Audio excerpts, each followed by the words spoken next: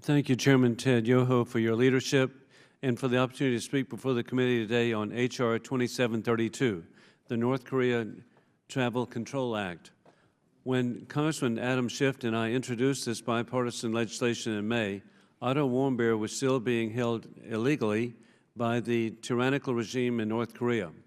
In the weeks following, a tragedy unfolded. Otto, a UVA student, returned to the United States, but in a coma from which he never recovered.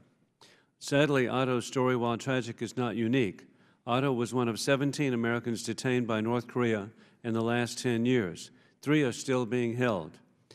I have traveled to North Korea on a congressional delegation in 2003, led by the former Congressman Kurt Weldon, which had been invited to the city of Pyongyang after Baghdad had been liberated, getting the attention of the dictator. While there, I saw firsthand how every dollar in North Korea, including the revenue from tourism, goes toward subjugation of its citizens and toward the very weapons development program it uses to threaten American families. Additionally, the regime also has no reservations about illegally detained Americans as bargaining chips in an attempt to score credibility on the world stage.